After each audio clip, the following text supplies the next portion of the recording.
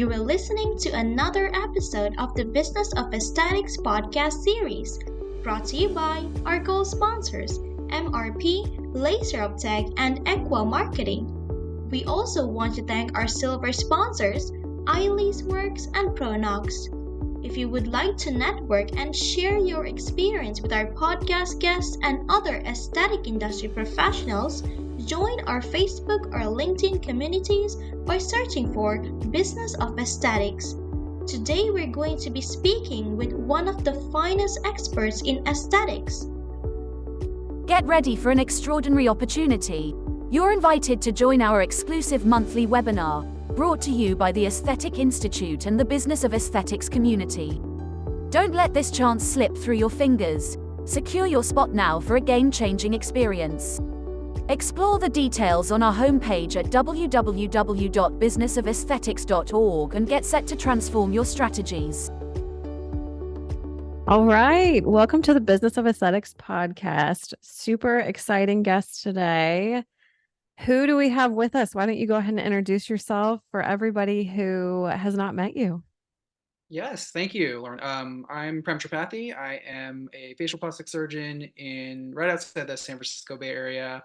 And like you, I specialize in everything facial aesthetics, rhinoplasty, facelifts, as well as all the non-surgical treatments.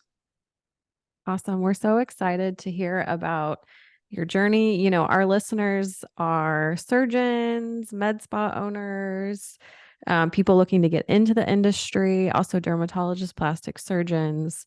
So you are a facial plastic surgeon specializing in everything above the collarbones. Tell us, you know, you're a few years out of fellowship now.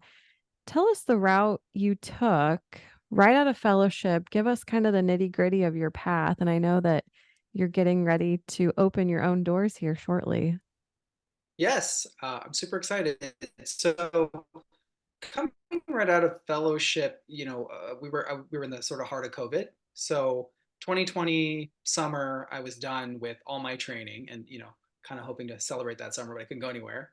And I ended up joining a aesthetics group that did not have a surgeon because because there was so much uncertainty, I had sort of considered going out on my own, but it wasn't the right time. So I ended up joining a med spa that wanted to bring on a plastic surgeon. And I was there for about 3 years, growing the practice. We expanded the practice by double, brought on the surgical arm, and I was doing, of course, the non-surgical stuff too. But now it is sort of time for me to do my own thing. And come end of this month, I will have a fully operational practice of my own. Not a surgery center yet, but a place that's all my own to do everything I want to do. That is amazing. Also a huge undertaking. So when you joined your previous job, were you the only surgeon? Give us kind of the makeup of what your office was. Yeah, so this was primarily a med spa that offered injectables, lasers, some weight management and wellness. But the practitioners that had started the practice they're part-time, and this was sort of like their side gig or side hustle, if you will. I was the only surgeon and I was the only full-time person there. So not only was I brought on to kind of bring on the plastic surgery side, but also to grow the marketing, grow the brand, help the practice with sales and with forecasting and with hiring and firing and sort of everything, because just myself and the manager were the only people there full time. So it was exciting, and it's nice because it sort of equipped me with the skills I needed and really the mindset I needed to start my own practice. But ultimately, you get to a point where you realize that sometimes you're not aligned exactly with a set of other people, and I think partnerships are hard. So it was a blessing, but I'm really excited to be on my own now. Yeah, that's definitely getting to learn the ropes a bit in a setting that's very similar to what you're going to be starting on your own here. When you came on, did your partners know that you were potentially thinking about going off on your own eventually, or how did that all kind of shake out? Yeah, I mean, I guess on a side note, Lauren, it is a sticky situation right now, just FYI. Fair. between between them and I. But I can elaborate a little. Yeah, I think the idea initially was for me to kind of come on and grow, and for us to grow together as many partnerships sort of blossom. um, you realize either quickly or within a few years that you might not have the same goals as somebody else.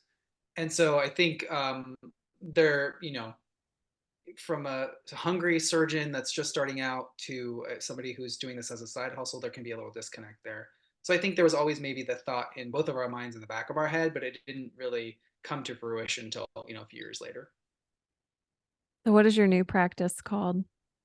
So my new practice is Bay Hills Plastic Surgery. So it is right outside San Francisco, about 30 minutes away, but in a really in an area that I think is really beautiful. It's a really nice foothill area with perfect weather and just a nice scenery. And I live 10 minutes away from it, which is even better.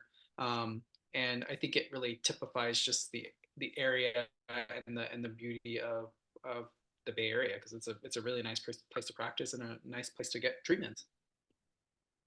So as someone from the Midwest, setting Yeah, up a practice in California seems so daunting just in terms of um, competition, whether it's yeah. friendly or unfriendly. Get if somebody's looking to start a practice in a highly competitive market, give them a sense of what made you want to do that. Is that where your family wanted to be and then you make the practice happen? Or was it an opportunity from a business standpoint that you saw? It- Yeah, no, that's a good question. I mean, ultimately, after training, I'm, California through and through. I spent only 1 year of my life, honestly, outside of California, and my family and my wife's family are all nearby, which is amazing because I have 3 kids. So a big push to find a place to live was that family support. I didn't grow up with grandparents, so I think it's really nice for my kids too. But I think the other thing to remember, at least for us in California, is in these big metropolitan areas like LA or San Francisco, there is a lot of competition, but that also means to me that there's a lot of patients that want these services. And it kind of pushes us as doctors, as providers, to really be the best, right? To push ourselves to constantly be evolving, to get all the training and the updated education that we need. So from the mindset part, I think all of us are trying to push each other to make each other better. And then at the same time, you kind of have to find your niche. I'm lucky that there are a lot of I have a lot of competition, but there weren't a lot of facial plastics people in there. There's a lot of plastic surgeons, there's dermatologists, there's lots of people that overlap, but there weren't a lot of people that focused on rhinoplasty or facial surgery. And so despite the competition, I feel like knock on wood, I feel like it's gonna go well because I have referrals from people that are looking to have their patients take the next step from aesthetics to surgery, and not a lot of people that exactly do what we do. Yeah, we're so niche. I think there's so Yeah, much value in being so niche, regardless of what industry you're in, absolutely. because that's what people end up knowing you for. Yeah, no, 100% agree. And it is super niche, but it's a lot of fun. So tell us about your team that you're going to be starting with. What have you filled any of those positions? Did you, are they all new to you? Are you bringing anybody with you? Yeah, so I hired it was sort of serendipitous. I hadn't even put an ad out yet, but there was somebody in the community that approached me um, for a manager position, and I had been sort of kind of looking and keeping my ears open for a manager. And she is, I think, the right person in the right seat. I hired a manager who's also an esthetician, who I think is going to wear all the hats in the beginning, right? Patient care coordinator, esthetician, manager. But the nice part about the field is that I think as you grow, you can expand on your platform and on your staff. And for me, I want all of the people on my staff to have a path towards advancing their own career and their own education, but also being very much part of that like mission and our goal. And so she fits it perfectly. I'm not bringing on anyone from my previous job, but I'm also quite lucky that the marketing person that I worked with is now independent, so he's going to be doing some videos for me on the side, which is really great too. So I think as the practice grows, and I hope it grows fast, I'm just going to bring on a bunch of people. But right now, I've got a solid person that wears is going to wear 10 hats. She's fine with that. Yeah, it sounds like you found a great individual. And I think, I hate to speak for the both of us, but I think we're both part of a generation where hopefully we're going to treat our staff a little bit differently than probably some of the places that we've worked and trained. I think there's a real shift in kind of the cultural aspect of what we want our offices to feel like. um, you Yeah, know, and so, like you mentioned, having her, you know, her trajectory being a path that she can grow into with career advancement, I think that's so important. And giving people autonomy with their own job, it's something I try to focus on every day with my employees as well. yeah, absolutely. Like that was a big thing that I brought to my last practice. I really wanted, and we were in COVID. It was sort of like the Great Resignation, right? But I tried to create a path for everyone because, of course, people start off at a lot of people start off being that guest client coordinator, the front desk person, and nobody aspires to do that, right?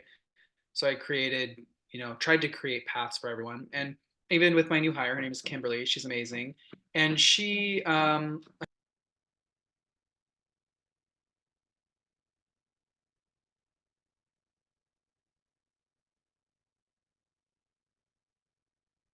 sorry, my 3-year-old. Yeah, I basically asked her, I said, tell me how much you want to make, right? I was very clear. I don't have any non-solicitation, non-competes. I want if she wants to open up next door one day, then I would support her. I think there's room for all of us, and I want people to feel valued. And I mean, like, what am I going to do? Like try and bring her down 5 or 10K for the amount that she asked. I think people it just doesn't make sense, and I wouldn't want that for me if I was looking for a job or for my family members. So you're right. I do think that there's a big shift. Yeah, that's fantastic. You mentioned a little bit about marketing, how you're going to have somebody work with you part-time. I want you to talk about the marketing you've been doing. You were one of the first surgeons that I saw on TikTok and one of the inspirations that I had to start making videos. And I know for my own practice, it's been such an amazing referral source. It's interesting hearing some of the older individuals at some of the meetings that we go to, just really don't have a good understanding about what opportunity social media is today. It's basically free advertising. Yeah, exactly. So tell us, give us, if someone, again, if they've never heard of you, talk through how big your TikTok audience is, how it's helped grow your other platforms, how you anticipate it's going to help you launch this new practice. Yeah, no, I first of all, I appreciate that. Those are kind words. Um, I started the social media. I mean, look, I think it's sort of like a requirement at this point to have a social media presence, but I also think that I started the social media part specifically because I wanted to dispel all of these myths regarding aesthetics, right? There just seemed to be so much misinformation, and it was spilling over into real life, right? It wasn't just like this thing that existed and nobody was asking about it. I would have patients ask me these questions that I thought, like, where could they possibly have come up with this? And then I realized it's come from social media. So when I started it, it was really to dispel those myths. Of course, it's nice for the business, but it really blossomed out of that. I think uh, social media is a chance for your patients to get to know you before they meet you, and that's never been the case before. I'm sure you have patients that have created this sort of parasocial relationship with you, where they feel like they know you, right? And it's a little creepy, but it's nice for them to find you, and whatever language you're speaking, it resonates with them, which I think was the other important part. And the challenge with with all of us in aesthetics is I think we're so worried about what people think, but also that what we're saying is not unique. But at the end of the day, the what you're saying may not be unique, but you haven't said it, right? People haven't heard it in your voice. So that really stuck with me as well. patients have heard this before, but they haven't heard it coming from me. So I really thought, how can I get my message across and let people know that I do have a particular brand. I think that I'm very easygoing and I'm known as like maybe the honest person, and that's not a bad thing to be known as like the honest surgeon, the person that gives good advice. So that was sort of how it started. What I felt like from a marketing standpoint that really worked the best was having someone in house, like a full time marketing person to give ideas, shoot videos, like really understand the language that we speak, to set up the camera, just have everything going. That was super helpful from a brand building standpoint. And then I think from like a personal social media standpoint for building who I was, I just honestly said, look, I'm just going to set up my camera. I don't know how to edit, set up my phone, shoot for 30 minutes a day and just get what I could get in there. And you're right. TikTok has been absolutely transformative in every single aspect of my life, whether it's with brand partnerships, whether it's with company partnerships, whether it's with patients coming in the door, all the things that I track. And if you're not doing it, you really are doing yourself and your patients a disservice, because this is evergreen content. It can live forever, and your patients should be able to access that at any point. So long-winded response. For the person out there that's looking to grow their practice and that just thinks like, I'm already very full, my schedule's very full. I don't know how to hire a marketing person. I don't know how to make my own videos or market myself. Would you give them any advice or any first steps in terms of building their social media presence? Because like you said, I agree with you. I think it's imperative. I mean, it's a necessity at this standpoint. But um, yeah, what tips or tricks would you give somebody?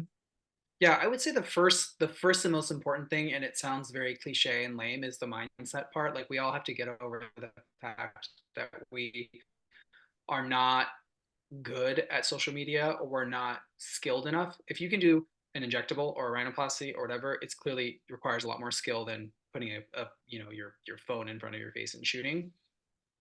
I would say that the second part is it doesn't need to be beautifully curated. Now we're lucky we live in an era where people actually want content that seems a lot more authentic and is just a person talking.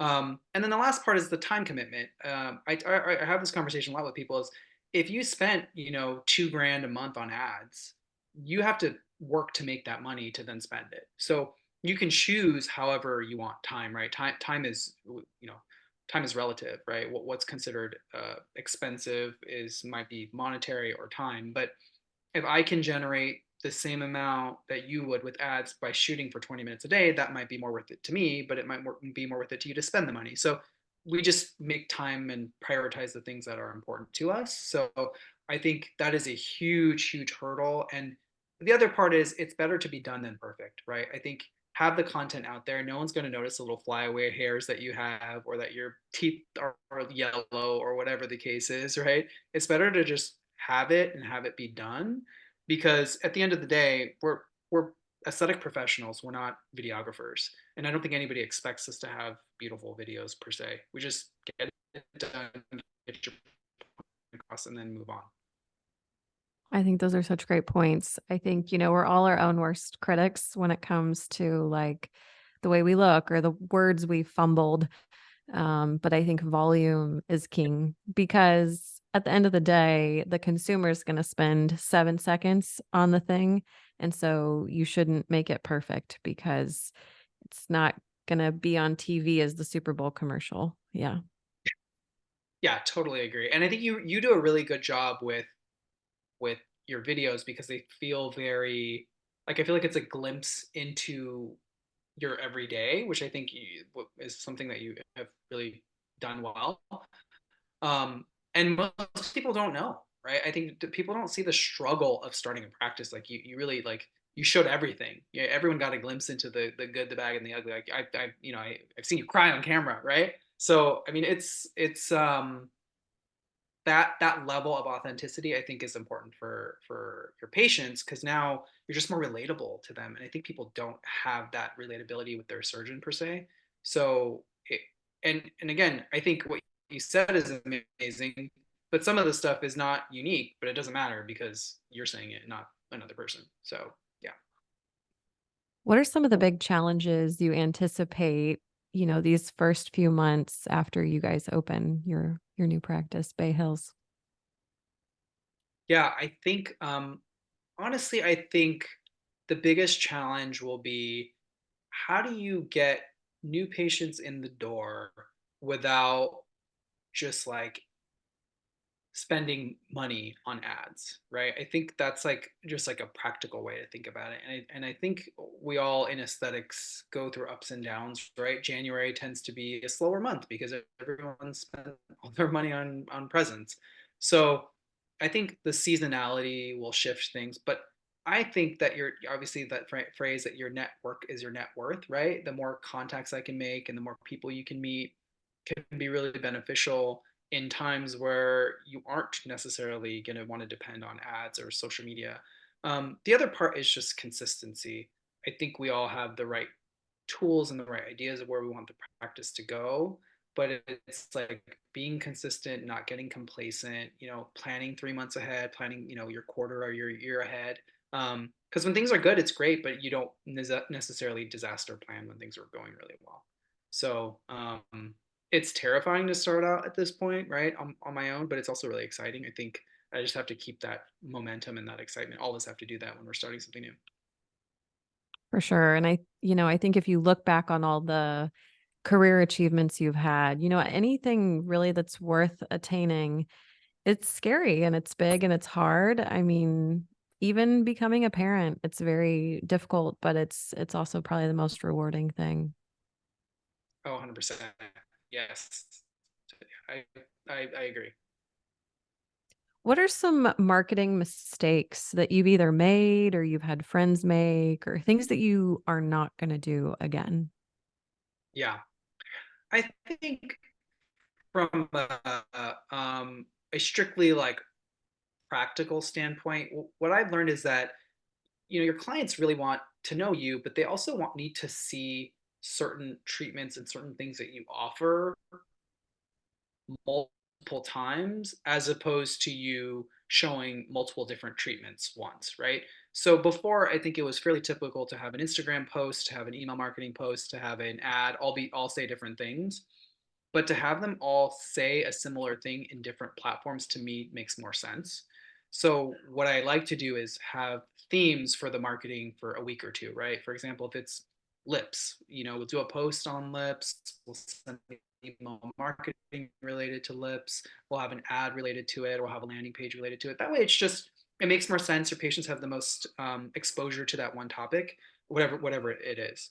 And then I would say the other thing is responding fast, right? I think, one reason why people think that ads don't work is that they're not doing the back end work of responding quickly and having those marketing funnels and really responding to patients fast enough and emailing them information packet or emailing them a video 2 days after they put in an inquiry. I think that being consistent with responding is also super important. That's a mistake that I frequently see. And then the last part is, and I I see this all the time, is just heavily discounting things.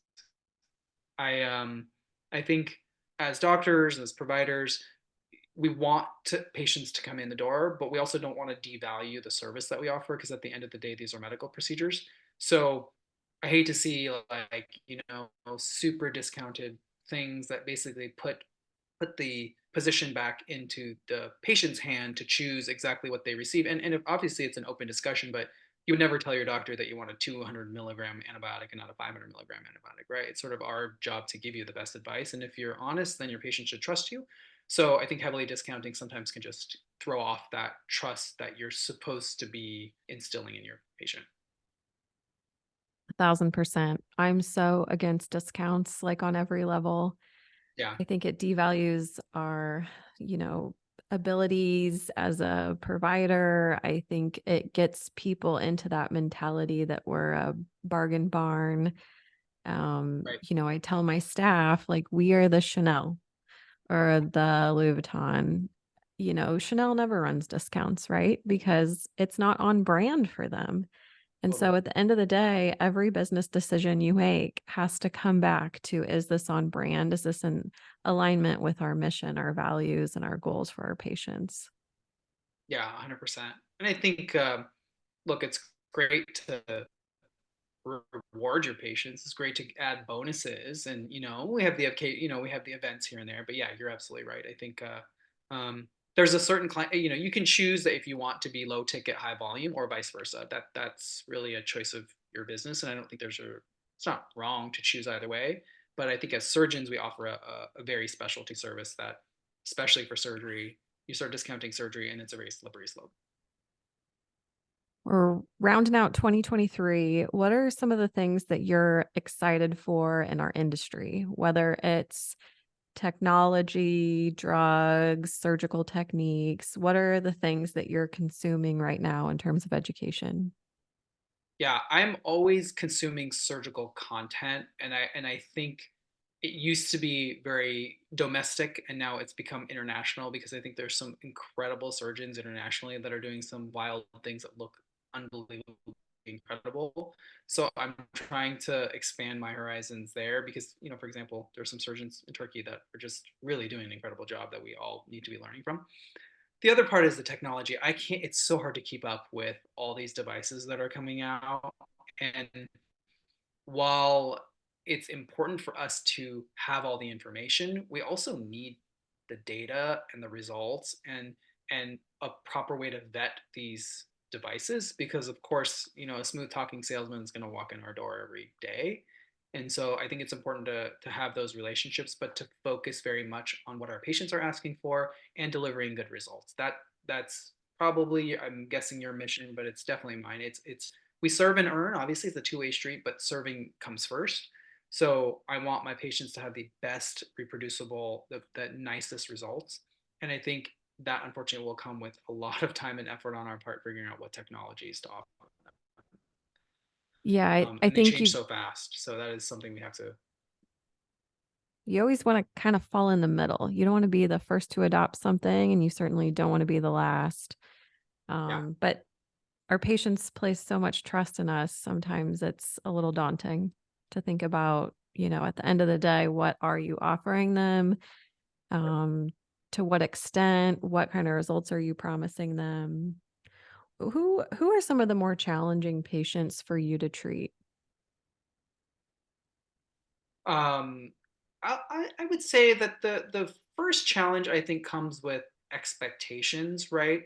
I think most patients, a lot of patients will come in because they're happy with someone they know that had a particular result with a particular treatment, right? And setting the expectation that they may or may not get that result because they're a different person is super important. And setting the expectation with them that they may require multiple things to get the result that they want is the other part. So I think the setting patients with unrealistic expectations, that's a huge challenge. I would say probably in the last maybe year, I've seen more patients with truly uh, a need for psychiatric care. So not aesthetics, who they make our way into our office, and it really is our job as honest professional people to refer them away from cosmetic treatments and to psychotherapy or psychiatric care. So patients with like body dysmorphia or some form of that, who by the way are obviously like very sophisticated and extremely well versed in, and educated in this field. So um, those I would say are the most challenging. I think that there's ways to still build a really, really nice relationship and rapport and still see these patients frequently. But I would say that an easy way for us to do that is to make sure your patients are screened by everyone in the office before they see you, including you, but also to do a very simple thing screen. Like I have a body dysmorphia disorder screening tool in my EMR. So it's one question, and if they answer no to it, then you're good to go. It's a very high sensitivity rate for finding body dysmorphia. If they answer yes, then they move on to the next question. So, and as physicians, we are notoriously terrible at actually finding that. So, I do think that I talked to somebody else about this. 90% of our job is aesthetics, and 10% is truly therapy or some form of it. And so that, towing that line can be a huge challenge, I think, in our field. But it's one that I really I enjoy and I'm passionate about. How do you take care of you? Opening a business is a huge endeavor. You mentioned you're a dad of 3. How do you find time to, fill your cup? Yeah. When I do that, I'll let you know. No, I think the thing that has helped the most is just time blocking, right? Putting on my schedule that during these times I'm going to do this. So from 5 to 6, I spend completely unplugged time with my kids, playing, no computers, no TV, no phones, in another room, just like our time. And then from this time to this time, working out or exercising or something that I enjoy. I think it's challenging, obviously. Like we're type A. I think everyone in medicine has a certain degree of type A. And it can be disappointing when you don't stick to your schedule. But that's been the most helpful for me is just time blocking that stuff. Because I know that if tomorrow I set aside time to run, then I don't feel as bad today doing more work than I would if I didn't have that time planned out. But it's a work in progress. I mean, I have a ton of help too. Having a lot of family support and help has been so huge for my mental health.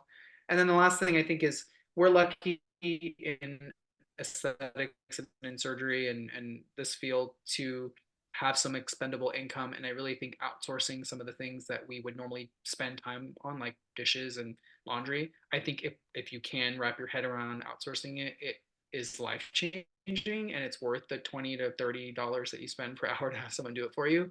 I think it can be huge because then you end up spending more time with your family or something else that's important to you. Yeah, those are all great things. I wrote them down. I'm gonna go try them tonight. Yeah. Okay, so if you are in the San Francisco area and you want to stop by Bay Hills, when is your official open date? Do you guys have that nailed down yet? Yeah, so I'm seeing a few patients this month, but my official opening date for the general public is January 3rd, 2024. So that's slowly creeping up. And then starting December 13th, which is tomorrow, I am officially opening up the schedule for 2024. So I'll be taking my manager will be taking calls, and then the 15th is when our website goes live, where everyone can put an inquiry in and start booking. I already have a couple surgeries booked. I'm very lucky to have that. So this week is the time to get scheduled. Go time. Well, thank you Yes. again for sharing all of your wisdom. We wish you all the best in these next few weeks to fill your January schedule, get that practice off with a bang. So everybody, this is Dr. Prem Tripathi at Bay Hills in San Francisco. Thanks so much. Thanks for having me, Laura. I appreciate it.